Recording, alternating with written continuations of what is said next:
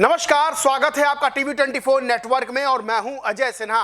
पश्चिम बंगाल में बीजेपी सूपड़ा साफ करती हुई नजर आ रही है, यानी लगभग 200 सीटों के करीब बढ़त बनाए हुए हो। माना जा रहा है कि जल्द ही ये रिजल्ट में तब्दील हो जाएगा। बीजेपी पूर्ण बहुमत की सरकार पश्चिम बंगाल में बनाने जा रही है और वहीं दूसरी तरफ योगी आदित्यनाथ का बुलडोजर भी तैयार हो गया है।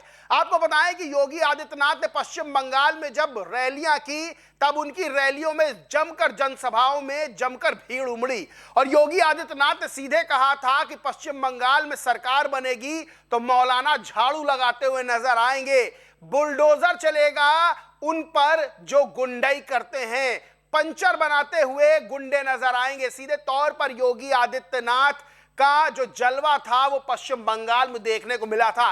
अब पश्चिम बंगाल में योगी आदित्यनाथ बड़ा फैक्टर माने जा रहे हैं बीजेपी की जीत में।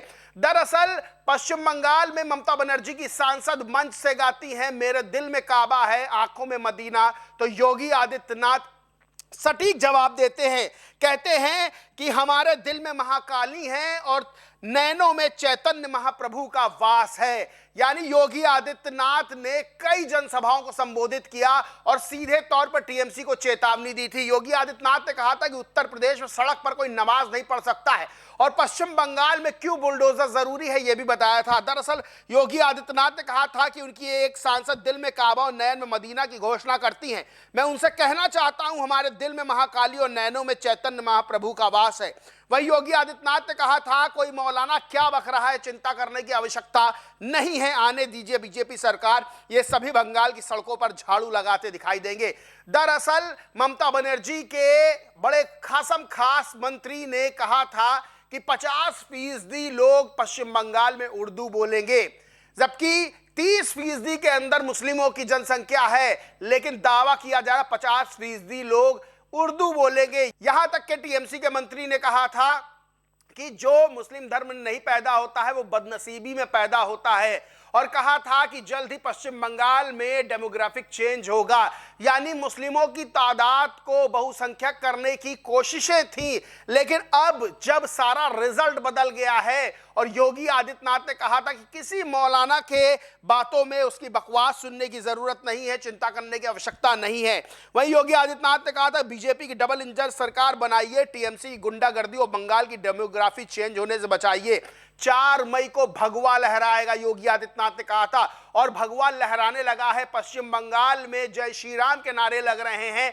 पश्चिम बंगाल की मुख्यमंत्री ममता बनर्जी के घर के बाहर जय श्री राम के नारे लगाए गए हैं। सबसे बड़ी बात यह है कि इस वक्त बीजेपी के कार्यकर्ताओं में उत्साह देखने को मिल रहा है। योगी आदित्यनाथ ने एक और ट्वीट किया था, कहा था कोलकाता हाईकोर्ट ने टीएमसी की सरकार को कहा था यूपी से बुलडोजर मंगा लो, गुंडों के उपचार का एकमात्र वही साधन बचा है। यानी ये तय है कि अब बुलडोजर एक्शन हो सकता है, क्योंकि उत्तर प्रदेश में जो बुलडोजर एक्शन होता है, बिहार में जब सरकार बनती है एनडीए की, सम्राट चौधरी बनते मुख्यमंत्री, तो वहां भी बुलडोजर एक्शन शुरू हो जाता है। पश्चिम बंगाल में माना जा रहा है कि जल्द ही बुलडोजर एक्शन उन पर हो सकता है जो गुंडाई कर रहे थे। सीधे तौर पर पश्चिम बंगाल में पूर्ण बहुमत की सरकार भारतीय जनता पार्टी बनाती हुई नजर आ रही है और योगी फैक्टर, भगवा फैक्टर पश्चिम बंगाल में चलता हुआ नजर आया है। योगी एकदम तुरुप का इक्का हो गए हैं कि जहां वो जाते हैं, जनसभाएं करते हैं, वहां बीजेपी को जीत हासिल हो रही है और पश्चिम बंगाल में भी यही देखने को मिल रहा है। माना जा रहा है कि अब योगी आदित्यनाथ का बुलडोजर एक्शन पश्चिम बंगाल में हो सकता है और सीधे तौर पर जो योगी आदित्यनाथ ने कहा था कि कोई मौलाना अगर धमकी देता है तो चिंता ना करो, बीजेपी की सरकार आएगी तो सब सड़क पर झाड़ू लगाते हुए नजर आएंगे। माना जा रहा है अब टीएमसी के उन नेताओं पर जिन पर यह आरोप लगे कि उन्होंने जनता को परेशान करने की कोशिश की है, जिन्होंने इस तरह के बयान दिए, उन पर एक्शन हो सकता है। इस पूरे मामले पर आप क्या सोचते मानते, कमेंट करके जरूर बताएं। वीडियो अच्छा लगा हो तो लाइक करें, शेयर करें और चैनल को सब्सक्राइब नहीं किया तो सब्सक्राइब करके बेल आइकन जरूर दबा लें। धन्यवाद।